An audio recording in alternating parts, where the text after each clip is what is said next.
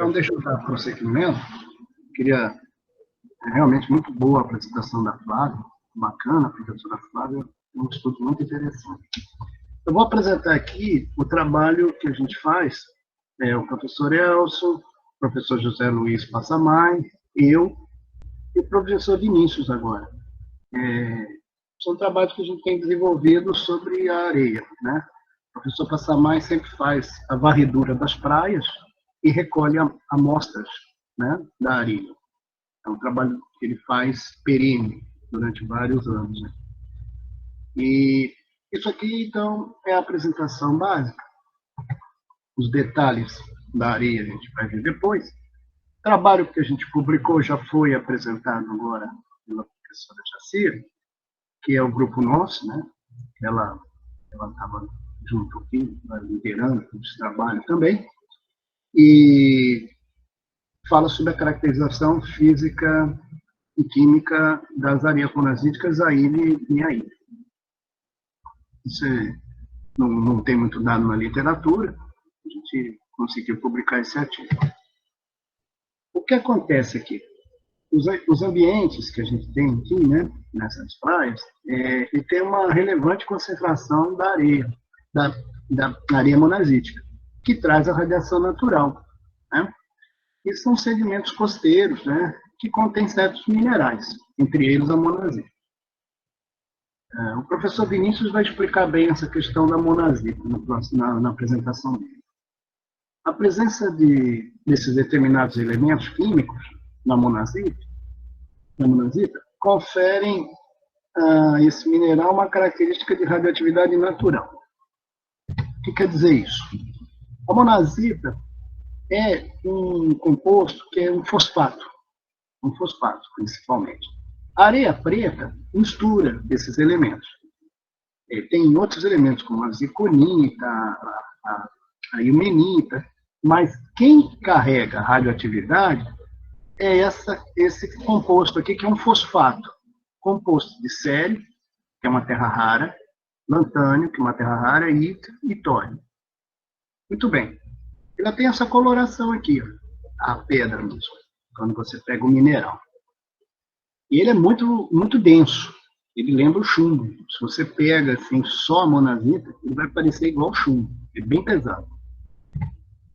Essa aqui é uma foto nossa antiga, do grupo, né? Eu e a professora Jacira ali, em cima, na praia da Areia Preta. Então, a areia monazítica não é preta, ela é meio esverdeada. Esse fosfato não é preto. O preto vem da ilmenita. A monazita ela tem essa composição em pequenas quantidades. Ela tem um pouquinho de urânio e muito tório. Especificamente, a de Meaípe não tem quase traço nenhum do urânio. A gente vê um traço mínimo. Ela é rica em tório. É muito especial isso. E, para quem não conhece, o núcleo ele é feito de vários pequenos partículas, né? Pequenas partículas que são os prótons e os nêutrons. O urânio é dessa forma, parece um amontoado de partículas, o núcleo dele. E o tório também tem esse amontoado. Só que o tório ele tem uma vida de existência, né, muito longa. Quer dizer, se você tem 1 quilo de tório, para isso ser reduzido a metade, ou seja, decair e virar outra coisa, o que é decair? É uma reação radioativa lá. Quando ele decai, ele vira, por exemplo, bismuto, chumbo, outras coisas, outros elementos. Ele demora 292 anos, 295 anos para cair metade de 1 quilo. Então, depois de 295 anos, você vai ter de 1 quilo, vai ter meio quilo só de tório. E assim vai sucessivamente. Então, demora muito para essa radiação desaparecer.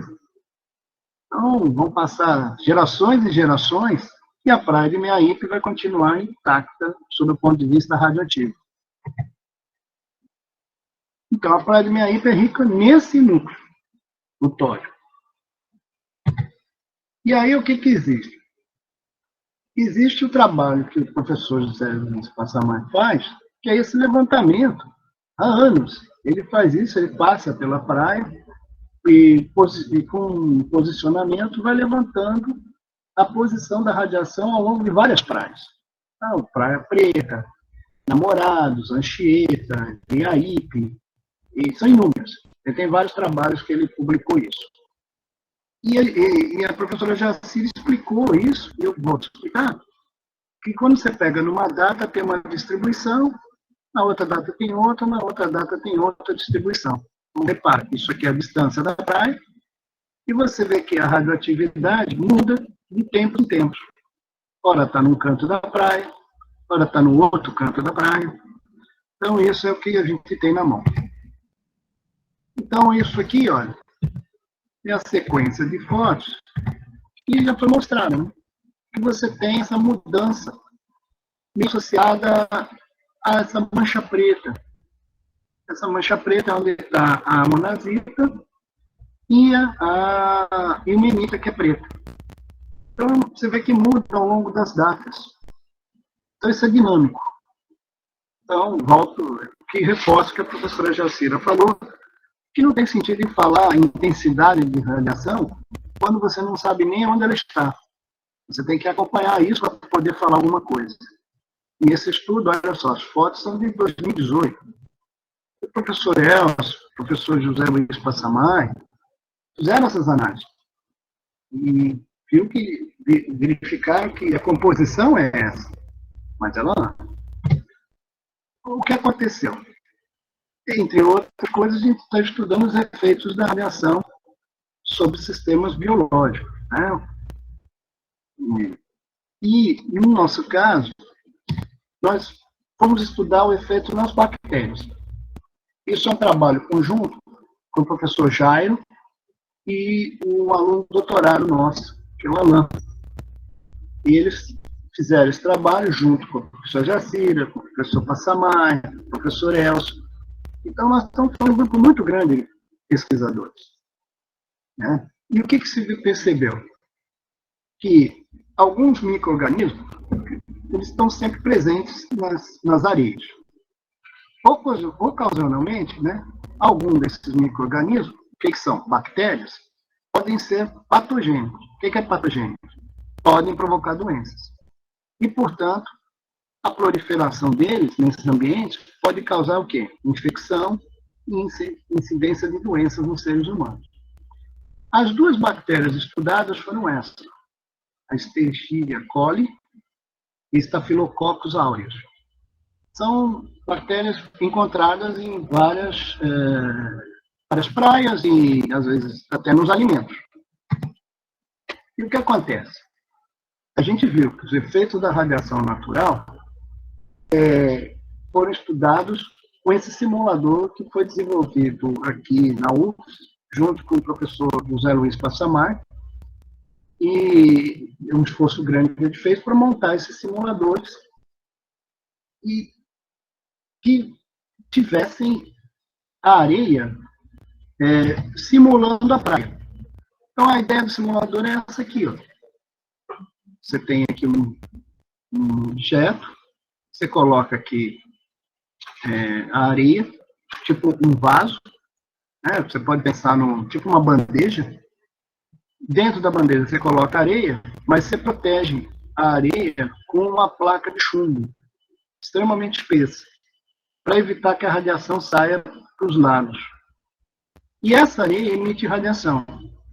E o trabalho foi colocar um jogo de bactérias numa dessas bandejas, onde tinha areia, e o mesmo jogo de bactérias onde não tem areia. De maneira que você está com um sistema idêntico, mas com uma diferença apenas. Um jogo de bactérias está sob efeito da radiação natural da areia. E foi isso que foi feito. E foi feito um estudo detalhado disso. O que nós verificamos? Após 24 horas de exposição, a contagem dessas bactérias revelou uma redução significativa do número de bactérias das que estavam expostas à areia. Então, como no caso da professora Sônia, as bactérias aqui embaixo, olha, nessa parte aqui que eu estou sinalizando, elas representam um grupo controle, ou seja, sem efeito de radiação. Por que isso? Porque a areia está aqui, tem uma placa de chumbo que evita que a radiação venha para baixo, e tem uma outra placa de chumbo para garantir que nenhuma radiação da areia atinja esse grupo de bactérias. E tudo isso é colocado na mesma atmosfera, na mesma temperatura, e você tem o controle do ambiente. Então, ambas as bactérias estavam submetidas a todos os mesmos parâmetros, menos a radiação. O grupo de cima estava submetido à radiação, e o grupo de baixo não. E o que acontece? A dose que a gente expôs é a mesma dose que a professora Sônia usou, que a gente tem usado nos trabalhos, é a chamada dose baixa de radiação, 3,9 milisievert, isso é uma dose baixa, mas acima do limiar normal, ou seja, acima do limite que a gente encontra aqui em qualquer cidade, isso é bem superior, mas não é muito alta como poderia ser em alguns pontos da praia. Então essa é uma dose similar à que foi usada nas ratas, pela professora Sônia. E aí o que a gente verificou? A redução. Então as bactérias submetidas à areia, elas tiveram uma redução quando comparadas com as bactérias, os pares delas, né, no grupo controle. E o que é redução? Reduziu o crescimento. Elas morreram muitas bactérias e elas não cresceram tanto quanto as outras. E aí, o que a gente vê aqui? Que a dose acumulada depois de todo o experimento foi de 93,6 microsieverts. O que é isso? A gente deixou durante algum tempo. Então, se durante cada hora ela recebe 3,9, depois de um certo tempo você vai ter o quê? Você vai ter uma dose somada. E olha a figura, você fala por si só. Não precisa nem explicação. Essa é a foto quando começa o experimento, essa é a foto quando termina o experimento. De que grupo? Do grupo que estava submetido à radiação. Então, o grupo submetido à radiação, né, é esse aqui. E esse aqui é o grupo não submetido à radiação. Então, você, quando compara, os dois falam não submetido à radiação, submetido à radiação, a redução é drástica. A mesma coisa aqui. Essa é a outra bactéria, Staphylococcus aureus. Esse é o grupo não submetido à radiação e esse é o grupo submetido à radiação.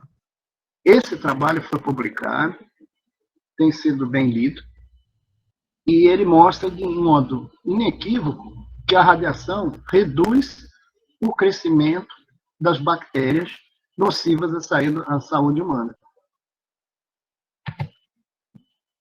O que nós inferimos daí, né?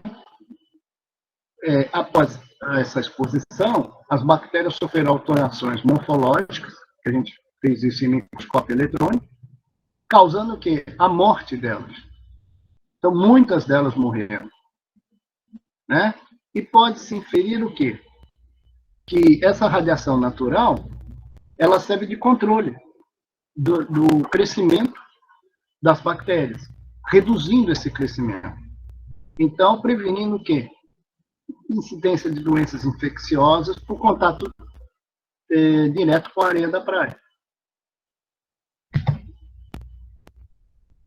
Então, essa exposição dessas bactérias que sofrem alterações morfológicas causa a morte do grande número delas. Então, isso é uma inferência, não quer dizer que isso seja uma conclusão, mas a gente acredita que, salvo o melhor juízo, né, essa redução do número de bactérias causada pela radiação, ela pode sugerir a melhora na qualidade do sabor dos pratos preparados lá. Por quê? Uma das coisas que deteriora a qualidade do alimento é exatamente a ação de bactérias. As bactérias vão atuando no alimento que a gente prepara e depois de algumas horas a gente diz vulgarmente que azeda a comida, né? Pois é, mas o azedar é fruto do trabalho das bactérias. Se você reduz a taxa de crescimento das bactérias, é evidente que o sabor da comida é mais preservado. Então, a gente, quer dizer, evidente é questionável. Mas eu diria assim, a gente sugere que isso poderia justificar algumas coisas que a gente nota, não prova, mas nota, que a comida, principalmente quando isso é experiência minha, né? Quando eu compro um prato lá e levo para Vitória, demora 2 horas para chegar em Vitória, a gente percebe que o sabor está quase inalterado. E fala assim, não, isso é normal. Fala, não, não necessariamente. Então, é uma possível relação. Questionável, não vou afirmar isso, mas o que a gente sabe, que é cientificamente provado, é que reduz o número de bactérias, porque matam muitas bactérias. Muitas bactérias são mortas pela radiação. Então, esse é o contato do professor Elcio, tá? Elcio Galvão. Queria agradecer ao professor Jacira, aos organizadores, que eu faço parte também, e agradecer a vocês por terem nos escutado. E acho que posso encerrar por aqui.